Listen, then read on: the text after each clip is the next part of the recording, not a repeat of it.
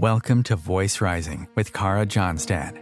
Enjoy weekly conversations with leading luminaries, pioneering visionaries, singers, poets, musicians, and sound healers as we explore the profound role our voice plays on the path to self-realization and global enlightenment. The internationally acclaimed singer, composer, author, healer, recording artist, voice expert, creator of Voice Your Essence, and founder of the School of Voice, Kara Johnstad uses her extraordinary spiritual gifts to empower others. Everything in this world vibrates. Everything has a frequency. A pioneer in the field of voice work and transformational songwriting. Her breakthrough methods are helping thousands of people worldwide fine-tune their body-mind-spirit system and unlock the energetic frequencies of limitless creativity, health, and abundance. Share your voice, ask your questions, join in the conversation. Receive life-changing, positive transformation and rise together to create a sound world. And here's your host, Kara Johnstad. Hello, everybody. Today on Voice Rising, we enter a space of radical tenderness, a place where poetry is not just written or read, but lived, spoken, sung, and shared, a space where the voice becomes a vessel for devotion, grief, joy, and play. And it is with deep joy and reverence that I welcome Rosemerry Wahtola Trommer, a luminous poet whose words walk barefoot through the ache and the beauty of being human. Her new spoken word album, Risking Love, created in collaboration with guitarist Steve Law, is a bold, raw, and wholehearted offering, inviting us to fall more deeply in love with the world as it is, especially when it feels impossible. Rosemerry is a master of what I like to call the everyday sacred. Her poetry dances between grocery lists and galaxies, kitchen floors and broken hearts, laughter and longing. She shows us that the poem is always nearby, waiting patiently inside the mundane and the miraculous. And today we'll explore how voice, vulnerability, and sound come together in her creative life. And we'll talk about what it means to risk love, to speak the unspeakable, and to meet the world over and over and over with an open, trembling heart. Welcome, beautiful Rosemerry, to Voice Rising. Oh, hello, Kara. I'm so happy to be back with you. And I want to say, I love your playfulness, even in the way you introduced this. Thank you so much.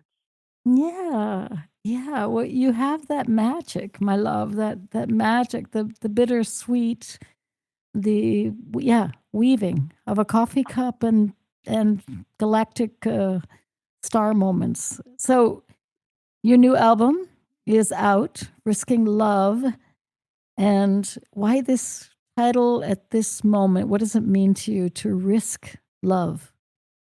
Right. So when we were putting together the poems for this, I guess my first thought was, all right, what do I want to talk about more than anything? It always comes back to love for me, Kara, Mm-hmm. Yeah. and I continually think, okay, so what? Like, why love? Why is this coming back over and over and over? And I suppose this is where that risk part comes in. I think there's all kinds of risks around love. The biggest one, of course, is that we're going to get hurt. And guess what? We are. We are going to get hurt.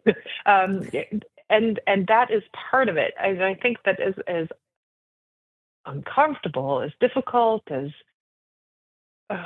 heartbreaking as it isn't a problem. It's just what it is. So I feel like the big invitation of this album is to look at what are these places where we think, no, I couldn't possibly love now. And how even in these most dangerous, difficult heart spaces do we say, yes, I'll show up. As you said, trembling and open, I'll do that. Yeah. That's what I had written, already scribbled on my napkin as a second question is, why are so many of us afraid to love what we might lose? It just seems like so many people are nervous to tremble and to shake. And that's what's so beautiful with this album and with this idea of, like you said, it's inevitable. We will lose some things, but we also will find a lot of things along the way, right? Constantly, right? I mean, one of the most beautiful and beautiful because it's true and difficult teachings from my spiritual teacher, Joy Sharp. That she says to me often, everything you love can and will be taken from you. And it's such a terrible truth. Who wants to know that? And yet there is such a freedom when we let ourselves know it and choose to love anyway, and realize that is what we're asked to do, is to love the temporary world. Yeah. It is true. When you just said that, I was thinking not only all the people in our lives, but literally the clouds, the sky, the rose flowers, right? The I don't know, the old kitchen tea kettle. Like, it's all going to be gone at some point. We're going to slip away from this world, and yet we had the opportunity to love it, or people. Yeah. I think about this all the time, right? It does. It all fades. So how do we love the disappearing world?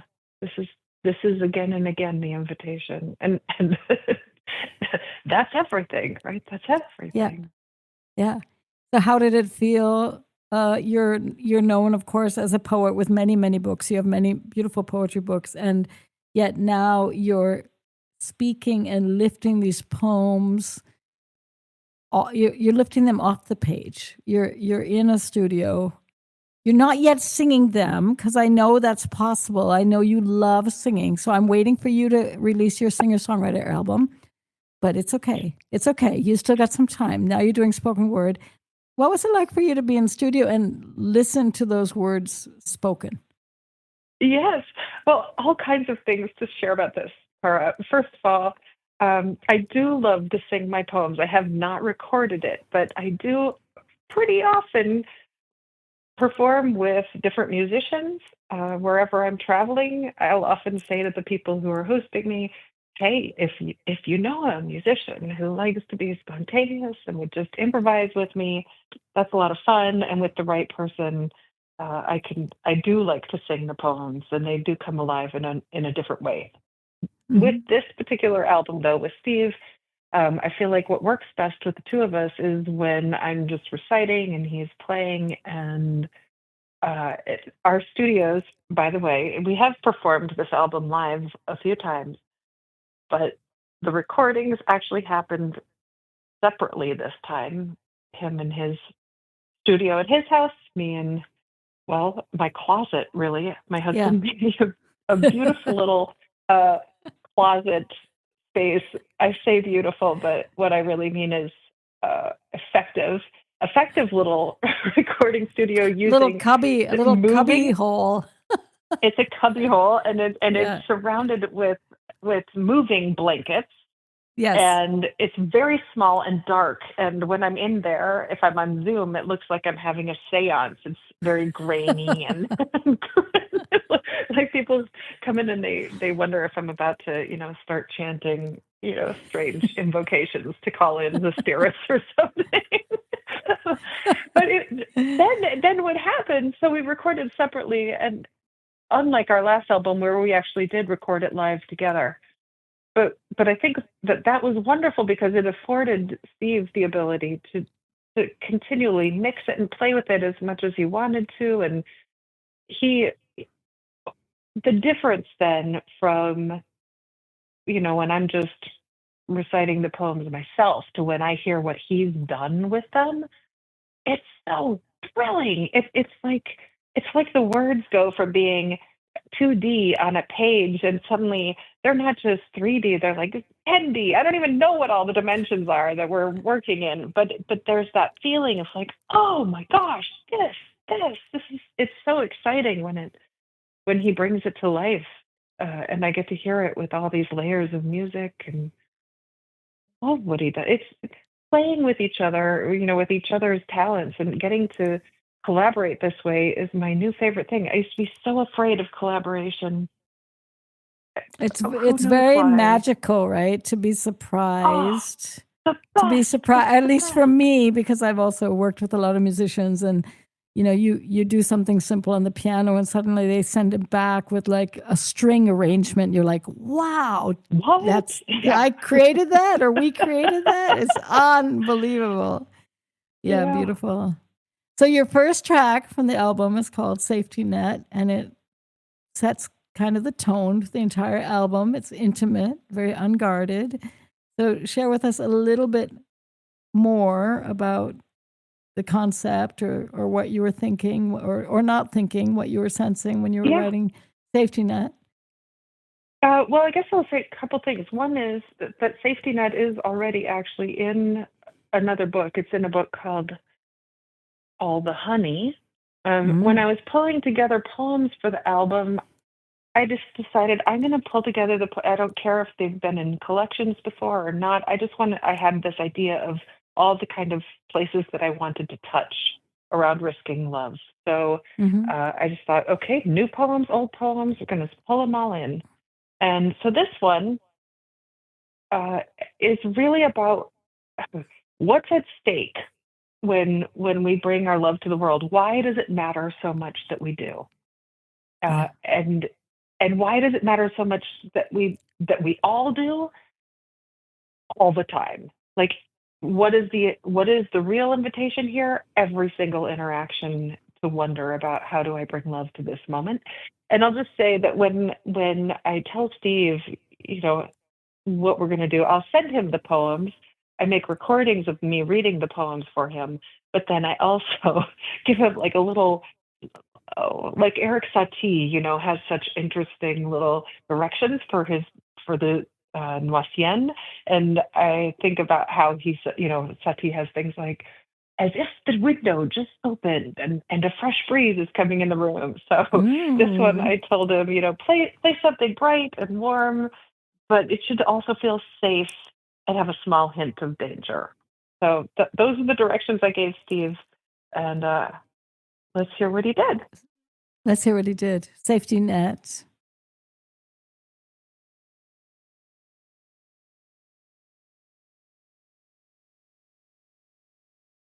Off of Rosemary's newest album, Risking Love. Safety Net. Well, this morning I woke thinking of all the people I love and all the people they love, and how big the net of lovers. It felt so clear, all those invisible ties, interwoven like silken threads, strong enough to make a mesh that for thousands of years has been woven and rewoven into a net big enough to catch us all. Sometimes we go on as if we forget about the net, believing only in the fall, but the net is just as real. Every day, with every small kindness, with every generous act, we strengthen it. Notice, even now, how as the whole world seems to be falling, the net is there for us as we walk the tightrope of the day. Notice how every tie matters.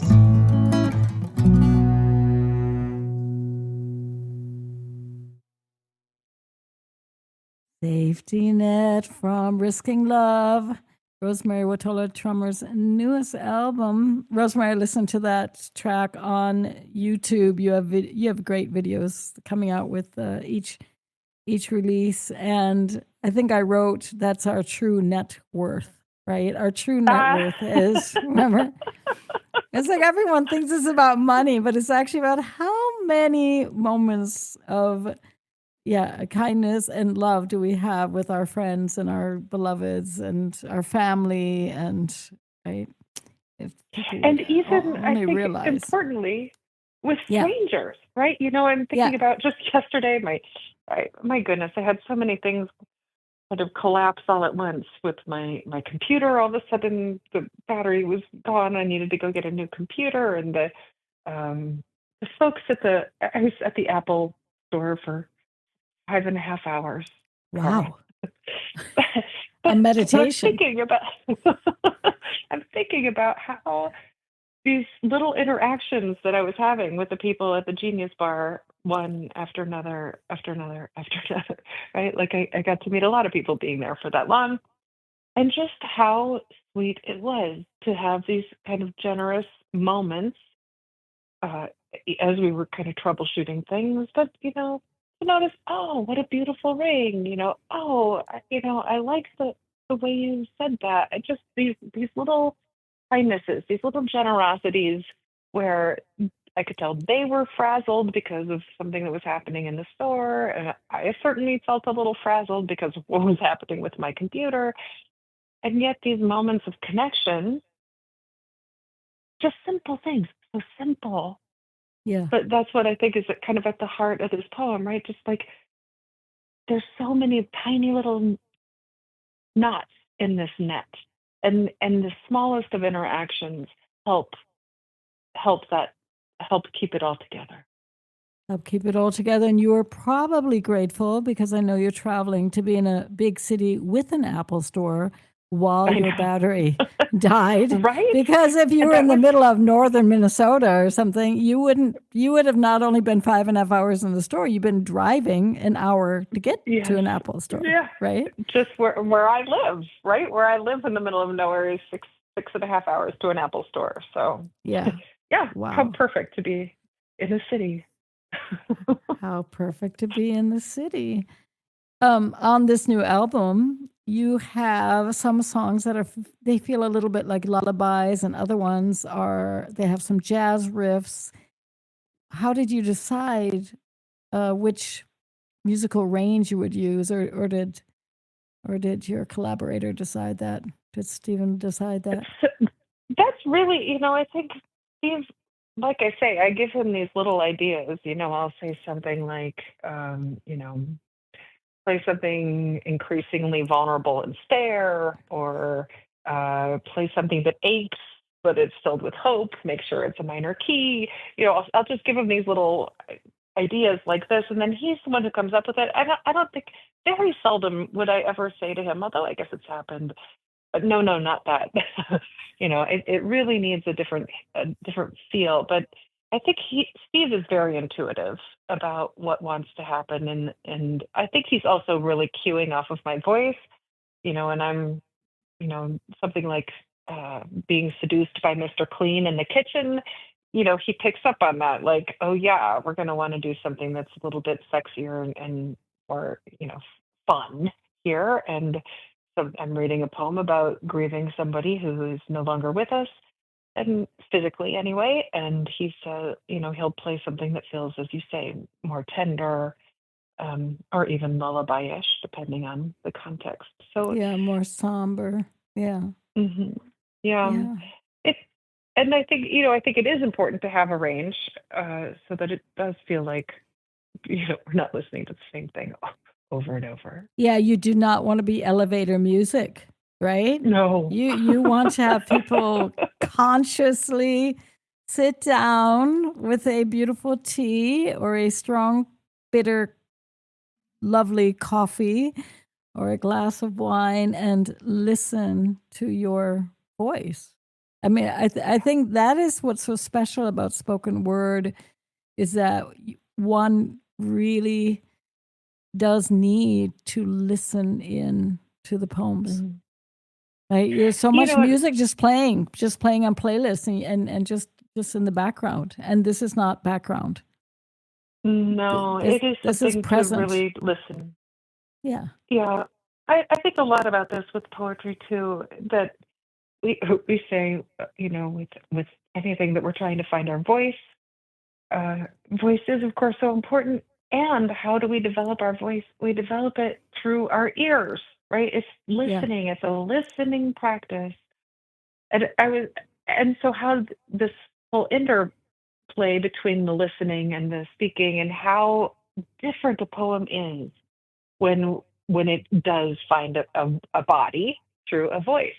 Yeah. And I was just this weekend, I was here in Chicago leading a writing workshop, and one woman said to me, "Why do I cry when I read it out loud? I didn't cry when I wrote it."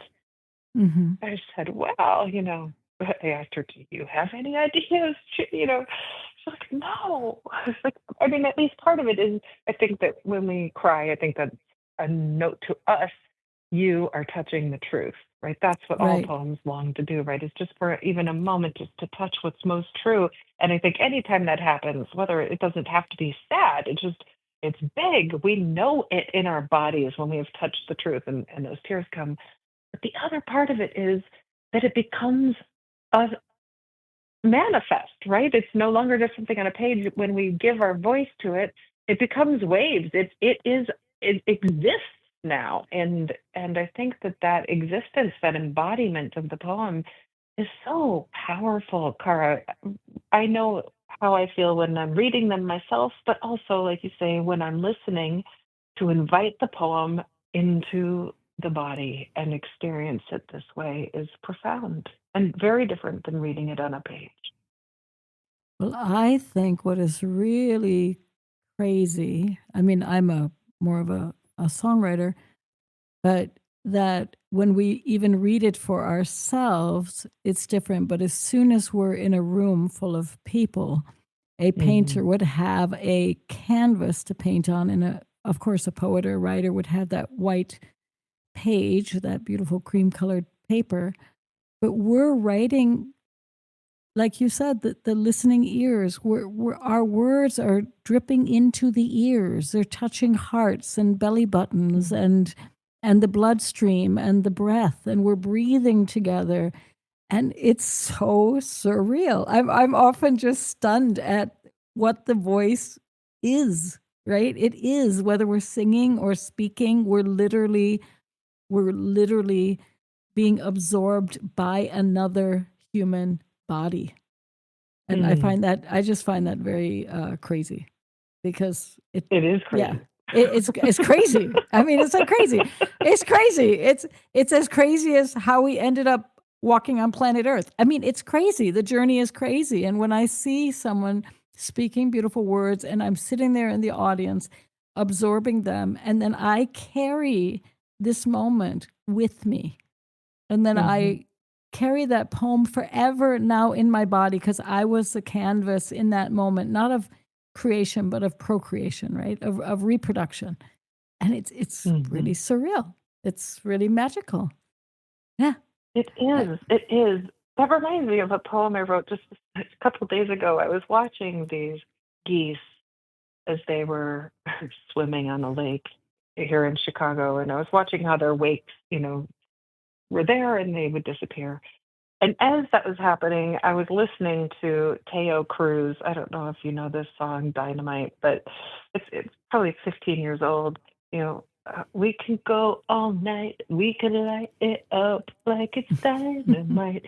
And and I remember, then in this moment, I was present in that moment, but also it took me back to this moment with my son when he was alive, probably about 5 or 6 years old, and we were dancing to that song, which we loved to dance to that song. And we would play it over and over and over and jump up and down with our hands up in the air and, spin each other around and run around the couch and turn dancing into a game of chase. And I had this profound memory of, so that this song brought up the memory, Yeah. made it alive in me, so that I was in two places at once. I was present in Chicago, and I was also somehow very present in my living room with my son 15 years ago. And then I'm looking at these trails of the geese on the lake, and I'm thinking about how it all disappears, how all of the trails disappear. And that's what I wrote on the page. And then I thought, no, that's not it at all. Those ripples don't disappear. They are so in me forever. As long as I'm here, I have those ripples of that song, of that moment. Right. Teo Cruz singing and being in the living room dancing. And just like you're saying, that there's this way that then we're seeded by it, right? It becomes a seed in us that continues to grow as we grow. It becomes us. It becomes us. It becomes us. I mean, that is so crazy. Like all the things that we absorb become us, right? All the poetry, all the beautiful songs, all the moments. And they're even saying now it's all part of our fascia, right? It's just mind blowing. And I think that's also why I share with people often, be very mindful of the quality of literature and poetry and music that you want to absorb, because it is going to create you. It creates you.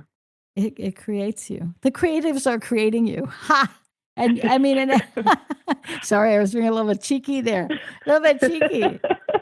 Anyway, so we're just touching the surface of what it means to risk love and raise our voices for what matters. And we're going to take a very, very small break, and then we're going to come back with more poems and more radical tenderness and more Rosemerry Wahtola Trommer.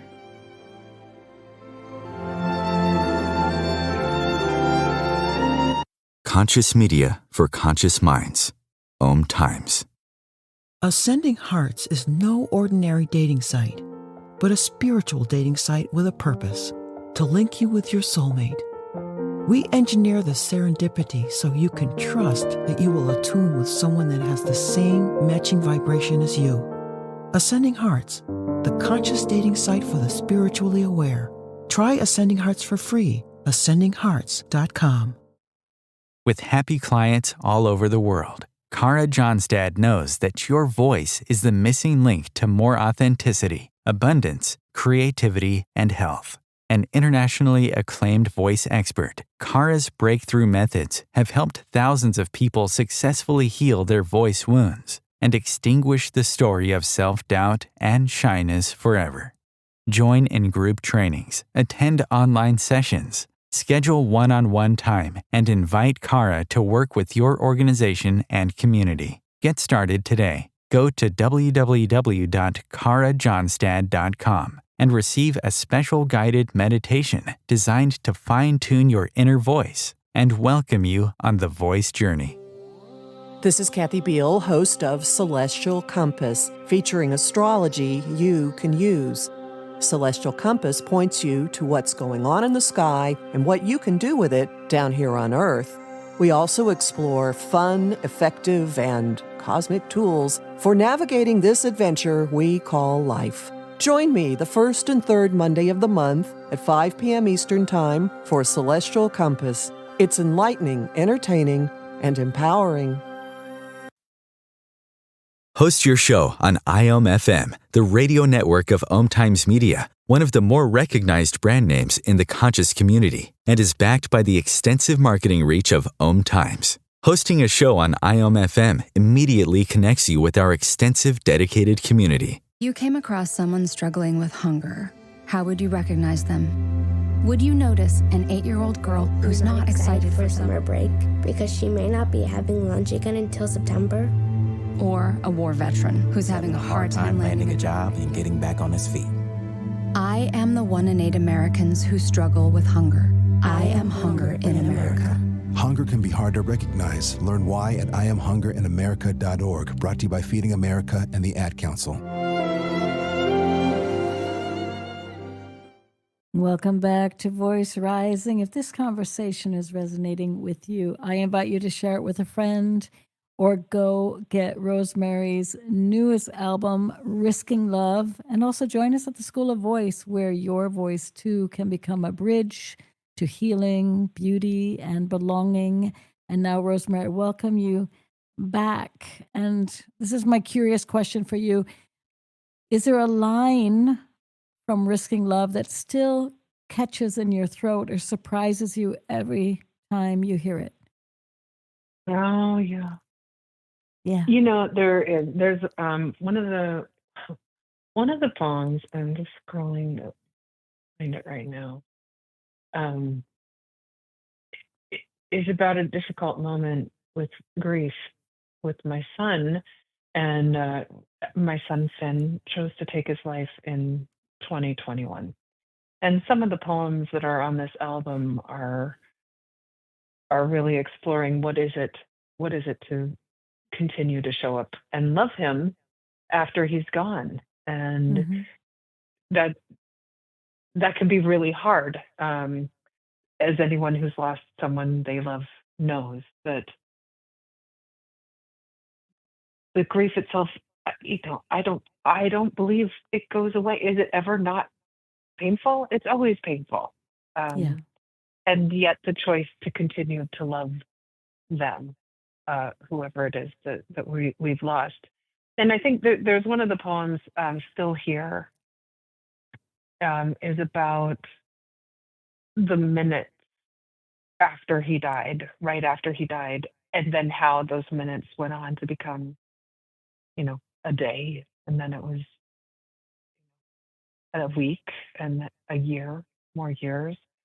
And there's one of the parts in it, and it says, it's not going to be hard for me to say it now because I'm not really reading the whole poem, but there's this moment of, it says, there's not a half second I forgot the horror, and still I did not die.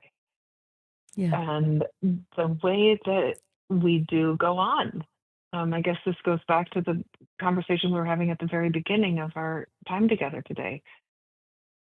Just because he isn't still here does not mean that I don't still love him, and it doesn't mean that I'm gone. Although I do believe part of us dies each time someone we loved. It's as if part of us dies, some part of our identity, some piece of who we were in relationship with that person is gone, isn't expressed in the same way it could be anymore. And so, yeah, just remembering how awful, awful, awful, and how life goes on, we're still here, and how do we continue to love?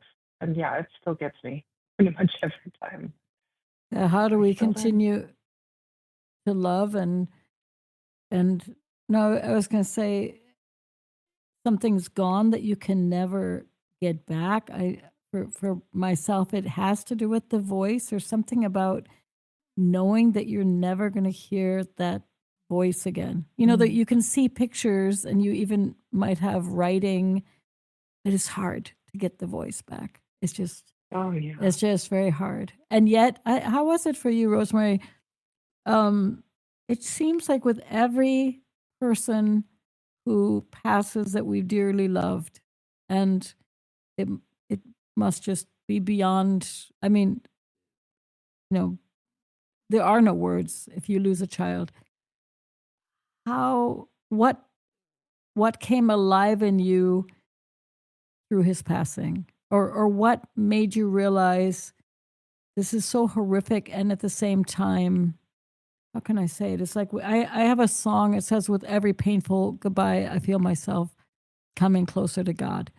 It's like, what awakened in you? Was it this radical love, this thing like, life is so beyond precious. I have a husband, I have a daughter, I have friends, and every moment, every waking moment, I'm going to say yes to everything, including the pain.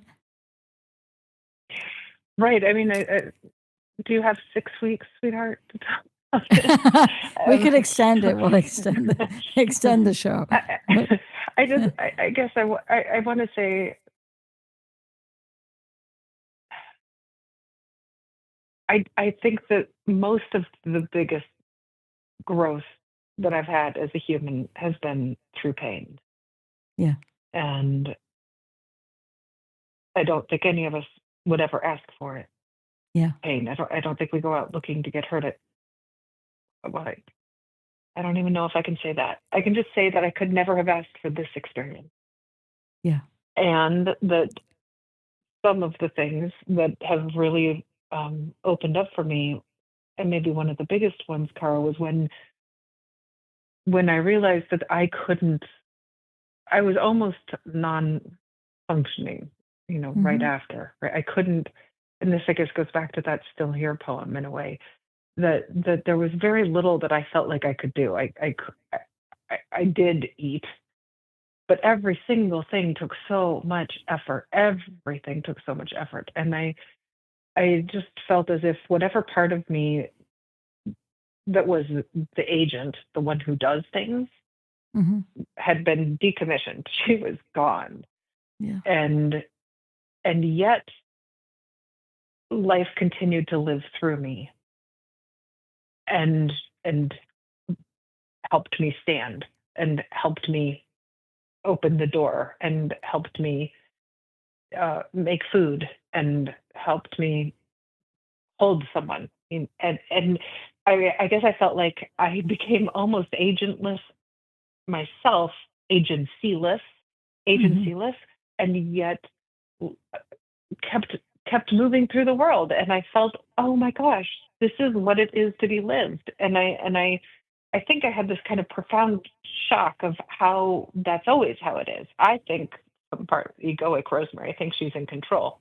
She's the one who's writing the poem or choosing to eat, green beans. But there is this life force that's coming through us that is it's the same force that lives in the tree and the cricket and the tick and the great whale, like all of life somehow being pushed through. Dylan Thomas has that glorious poem about the green fuse, that, and I think that's it. I think I had a embodied experience of what that meant to be lived, because my own ability or willingness to live for a while was impaired, and I got to see through it. That now, of course, I have agency. I have a lot of agency. I can go to the Mac store and get my computer fixed. But it will never leave me, Kara, the truth of how I am lived. Yeah. I don't know if I did a very good job making sense out of that. How life breathes through us. Yes. I think that I'm an expression of it. Yeah. And I think it's so profound because there's so many people that, write their to-dos and they're going to reach their goals and they're going to do all this. And they forget that life also simply happens. It happens, right? Not only did your MacBook break, but we could, which we don't hope for anybody, but get hit by lightning or whatever. Life is happening on a very big scale. Talk to us about the track number 11 on this beautiful album, Because My Heart Is Where You Now Dwell, this tender offering. So this one is about when someone dies and they aren't physically present in the world anymore. They are still present in us, and I feel like this goes back to the other conversation we were having before too about the seed of it all, right? Yeah. Here's the seed, and how do we create in us a place for that seed to grow? How do we hold the memory of this person, and even not just their memory, but how do we create in us a space where they can still be alive, not just I didn't used to know that a relationship could change after death, and now I know it certainly can. Like it still changes and grows. So how do we create in us a space for that to happen? And that's at the heart of this poem.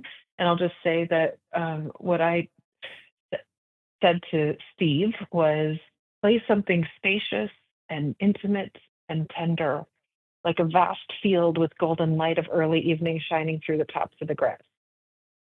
That was his direction. Beautiful. Let's listen into Because My Heart Is Where You Now Dwell, off of the Risking Love album by Rosemerry.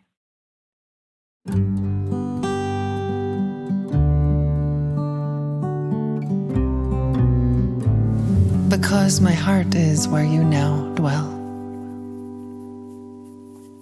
I try to make it beautiful. A spacious place with room enough for bluebirds to migrate, where whole herds of elk can bed down, and with fields so vast they hold every memory of you. Not just the warm-hearted memories, but the hardest ones too. Those I hold up to the soft light of morning, grateful for room enough to walk around them and give them the space they need. Those I hold up to the sharp light of noon and say, yeah, yes, it was like that. I fill my heart with the scent of apple pie and cinnamon, lemon zest, and the river in spring. Sometimes, when I am most vulnerable, there's a floral fragrance of forgiving. I try to keep my heart soft. I try not to clench, not to harden, not to set. I try to create a place where you can rest, where you can stay. It is full of blank books, each one waiting to be filled with stories of how it is with you living here in my heart. This place where you have always lived. This place even death cannot take away. This place death has made more holy, more real.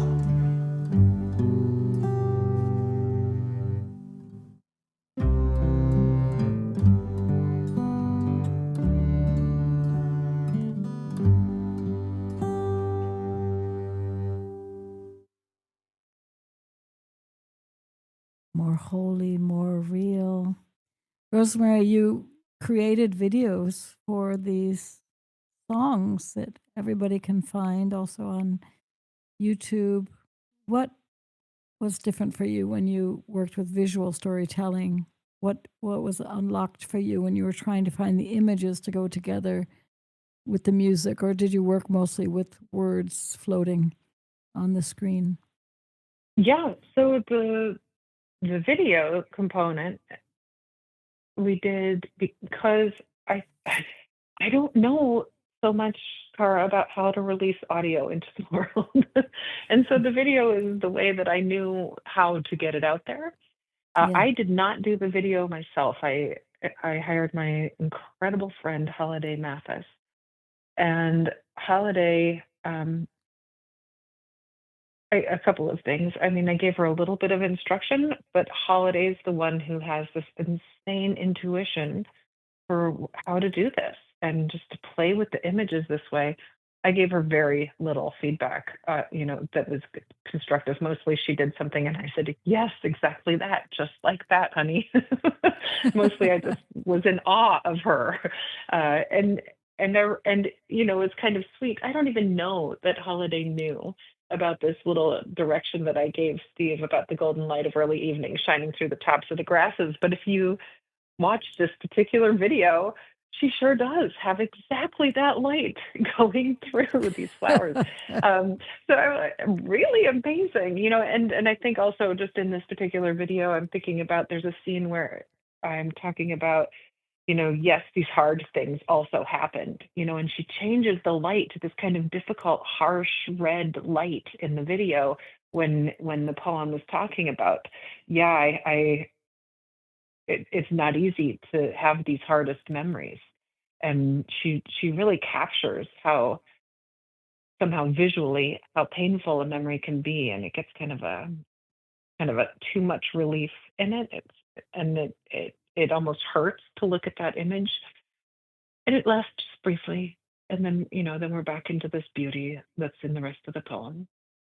But I felt like it was important for the poem, and I like that it happens too, both in the music and in the video, that it gets a little uncomfortable there, because the truth is that these people who are missing, they weren't always easy to love. Sometimes it was almost impossible to love them. And to be true to that memory too, to remember, yes, it was also very hard. And I love you. Yeah. You love to play, Rosemerry. You love to write poems. I think you took a short break after your son passed, but other than that, you've been writing a poem a day. So I'm gonna play with you now. I'm gonna give you a couple of fun questions, and you just don't think too much. Just tell me a word you're currently in love with. Oh, sequester. Sequester. Sequester. Very Latin, isn't it? I think maybe I'm just longing to sequester. So give me that's right. Give me a sound that brings you instantly back to center. That was it. Did you hear it? No, yeah. A sweet humming sigh. I think it starts kind of in the nose, but it goes into the chest. Yeah. Okay, the last poem or line that made you gasp or giggle out loud. Oh, let's see. Giggle. Right. I had a giggle moment, and this was like friend, I don't know if I can quote it, but I can find it very quickly and tell you, because I laughed right out loud when I wrote it. Let's see. I was leading a writing class. It was 2 weeks ago, and let's see. It's gonna take me a moment of scrolling, but as soon as I wrote it, it's only a 3-line poem, but I laughed right out loud. I was like, oh, that was it. Here it is. The poem is called "There is a Road Inside Me." I remember the day I stopped believing that. Then everything was sky. That's it. There is a road inside me. I remember the day I stopped believing that. Then everything was sky. Right? Lovely. Like it is. Yeah. I think what was so potent about it was a couple of things. One is I do remember this moment when I had a switch flipped, and I thought like it was almost like that, just this moment of grace where it just went from like having this idea of linearity and we're stuck on this path. We have to go on the path. We're on the path, and what if I'm off the path and the path? And all of a sudden, when you stop, you realize, oh, the path is just a construct of the mind. And now everything's possible. Like you just take out that linearity and what couldn't happen. Exactly. And just how, right? It's so thrilling. And I think I was giddy with the memory of it, but just the freedom of it, Kara, and just that moment, I had like an infusion of skyness in me. It's just like, that's right. A sky infusion.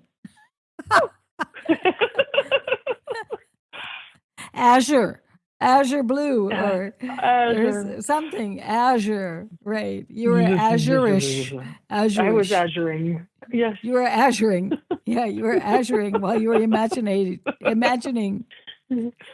Absolutely. Yes. And going right through that azure into the dark, eternal abyss. Yeah. Into the infinite. Yeah, it's What pretty is crazy. possible then? It is Mhm. pretty crazy. Life is pretty crazy. Yeah. And I thought it was a path, right? And you thought it was a path, but it was Yeah. a vast sky. Exactly. Instead, You were it was the swallowed up by infinite. sky, or instead it was the infinite, Yes. right? There Yeah. you go. Yeah. There you go. So talk Yeah. about your I still get a little giddy right now talking about it. But I remember I was sitting I was in this beautiful little theater in Cortez, Colorado, when this happened, and I remember the room was totally quiet, and then there was me like giggling. I couldn't quite contain it. Yeah, why? I mean, why? We can just giggle the whole day long, Yeah. right? Yeah. I mean, it is pretty crazy if you think that the skin, like the pores in our skin, that we're just like we are very, what is the word I'm looking for? Porous, and well, I guess we can pour also into the world like rivers. That's maybe why we're porous. I mean, I once Oh. said, Rosemary, that the reason, if you look at your arm, you see you have arteries, and that's proof that we're all artists. That was, and now it's like, okay, yeah, we're porous. I mean, crazy as it is, and that's why we just pour and giggle out into the world. And Right. what else is there to do? I mean, crazy, right? I mean, we have gravity that keeps our feet on the ground, but we have poetry and singing and art that lifts us up and lets us be anti-gravitational, so we can fly. So we Move can right through sky. it We all. can sky, So we actually. can sky. Yes. We can sky. Some people ski and That's other a people very good sky. word. Right. Right? In What are you Colorado, doing you today? ski, but Skying. I'm skying. Yeah, I thought you were going to go skiing. No, I'm skying. I'm skying. Yeah, I'm skying today. Exactly. Exactly. So what does your daily practice look like? Do you do it every day? Do you go song catching and poetry catching and word catching? It doesn't matter where you are, if you're in Chicago or Colorado or Every on single the day I highway. will write a poem, honey. Every single day I write a poem. And the thing about I do write at night, which always surprises people. Oh, yeah. I think a lot of people are morning writers, and I honor that. And I love being a late night writer. It began for practical reasons, because that was when I put my kids down to sleep, and that's when I could have time to myself to write. Now I love it for other reasons. I do love that there is this kind of a sweetness in all day being open to the poem of the day. Although I'm not like I used to be looking like, where's the poem? Where's the poem? Where's the poem? I'm not aggressively searching anymore. I think that after years of aggressively searching, I think that aggressive searching was actually based in fear, Kara, because I was afraid of showing up to a blank page. Now I just love showing up to a blank page, skying, right? What's here, and not having something premeditated, and just be very curious about what rises up. If nothing rises up, I can always go thinking about it, but I just sit down with nothing and wonder, what will rise. And the other thing that I think I like about writing late at night is that my inner critic is so sleepy. She just can't show up much. And I really do kind of love that fuzziness that allows for a blurring of boundaries, a blurring of lines. I think that morning with its sharpness is great for editing, but I think for me, for composing, I really love that more blurred, fuzzy, open field of awareness that where things kind of come together and merge and blend, and I like that. I like that playfulness. Are we talking are we talking about like 9 p.m. or 10 p.m.? Are you really like a jazz? Could be 9 p.m. or 10 p.m. or 11 p.m. or midnight. Yeah, sometimes it's quite late. Anybody who gets the daily poems, if they looked at the timestamps, they'd be like, "Ooh, wow, she's up late tonight." Pretty often. I love night. I love morning There's too. silence, right? They say the theta waves are very strong in the nighttime because I mean everything is kind of goes to sleep. I'd be interested to know what you're going to be writing in a city like Chicago, which doesn't really go to sleep because I think you'll have another vibe tonight when Friend, when I the am train is deeply going affected. Yes, I am deeply affected by the vibe here for sure. It agitates me. I'm very aware. I just wonder if I stayed here longer, would that agitation stay there, or would I, kind of soften around it? I'm not sure. I'm very aware of literally the vibration of this city and how I take it on in my body. Yeah, or you wouldn't be skying, you'd be like sidewalking and and the path would return. The path through the middle of your body, the road, the freeway, the tollway. She'd be like Rosemary, be a walking tollway. You have not paid. You have not paid. Oh, Rosemary. So it's been a great gift to sit with you today. Beautiful conversation. Thank you for your honesty and your artistry and your invitation to love more fully in the midst of sorrow and mystery. I wish you much success with Risking Love and all your other books. Everybody out there, go buy Rosemerry Wahtola Trommer's books. They're amazing. And share her videos. And Sky. Sky. And Sky.